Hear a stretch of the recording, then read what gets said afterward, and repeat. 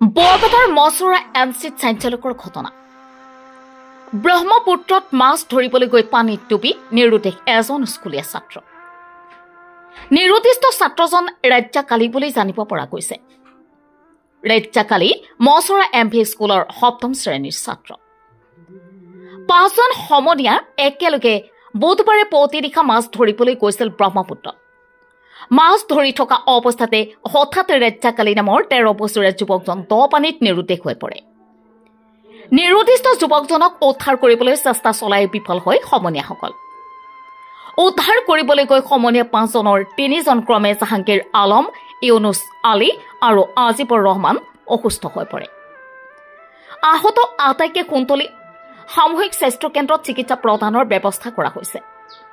স্থানীয় লোকে উদ্ধাৰ অভিযান অব্যাহত ৰাখিছে যদিও বৰ্তমানলৈ কোনো সন্ধান লাভ কৰা নাই নিৰুদ্দিষ্ট যুৱকজনৰ।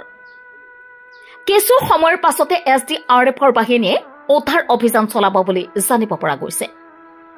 এই ঘটনাই সমগ্ৰ অঞ্চলটোতে চাঞ্চল্যৰ সৃষ্টি কৰিছে। News desk report MT news.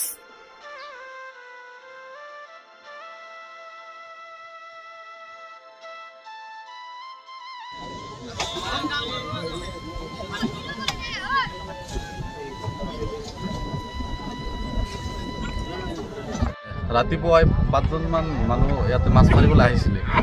অহাৰ পিছত মাছ মাৰি আছিলে। আনুমানিক ১০টামান বজাত এজনে মানে পানীৰ তলত ডুব গৈছে আৰু ৪জন আছিলে। ৪জনৰ ভিতৰত আৰু দুজনে তাক উদ্ধাৰ কৰিবলৈ গৈছিলে। যোৱাৰ পিছত সেই দুজনে আমাৰ আহত হৈছে। আহত আছে সেই দুজনক আমি উদ্ধাৰ কৰিছে। সেই দুজন মেডিকেলত আছে, এতিয়া চিকিৎসাধীন হৈ আছে। আৰু আমাৰ কাছমাৰত আমি আৰক্ষী থানাক অৱগত কৰাওঁ।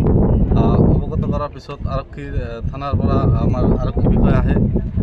তাৰপিছত SDRF বাহিনীক আমি আৰক্ষী বিষয়াক খবৰ কৰিছে, আমিও খবৰ কৰিছোঁ। এতিয়ালৈকে আৰক্ষী বিষয়া আহি পোৱা নাই, আহি আছে। এতিয়া আমাৰ স্থানীয় ৰাইজে আমাৰ অভিযান চলাই আছে, মানে উদ্ধাৰ কৰাৰ কাৰণে মানে অলপ চেষ্টা কৰি আছে। এতিয়াও পোৱা নগ'ল। এইটো আপোনাৰ মছৰা গাঁৱৰ NC গাঁৱৰ